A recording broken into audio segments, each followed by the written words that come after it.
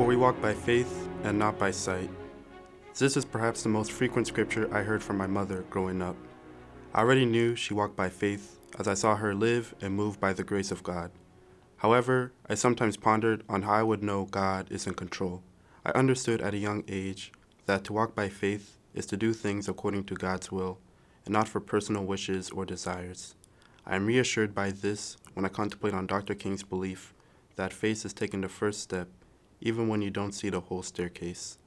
This belief resonates with me, and it has allowed me to acknowledge that I may not be able to see where I'm going, but I must keep on going and seek God as my guide on my journey. As a kid, when I listened to Dr. King's I Have a Dream speech, spoken on the steps of the Lincoln Memorial, I've always seen it as his call for equality for all people. But now, as a young man, I view his speech more as his clarion call to end socioeconomic inequality for all people.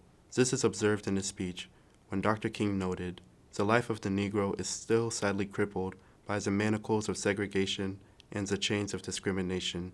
The Negro lives on a lonely island of poverty in the midst of a vast ocean of material prosperity.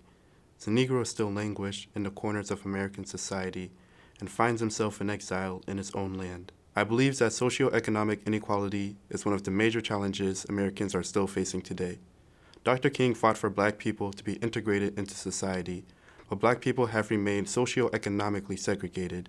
Black people have less in savings, less generational wealth, and more debt and are subject to failing policies that offer little, if any, aid to low-income Black families.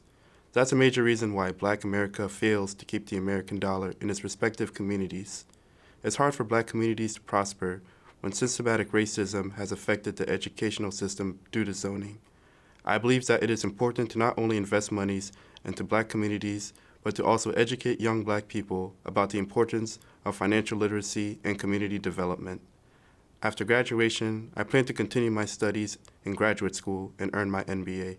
Pursuing an MBA will equip me with the knowledge and skill set to further my understanding of financial literacy. Once I have acquired those skills, I plan to teach young children to be financially literate.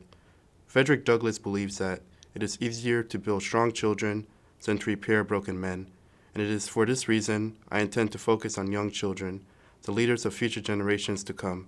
Skills such as budgeting, managing credit and debt, and investing aren't taught in schools, and that's a void I want to be filled. As a role model and mentor, I hope to inspire young Black kids to attend college and be students of history, critical thinkers, and above all leaders who will acquire the social, political, and spiritual tools necessary to develop and support their communities. By doing so, they will become another part of the movement that empowers and secures Black people's socioeconomic lives.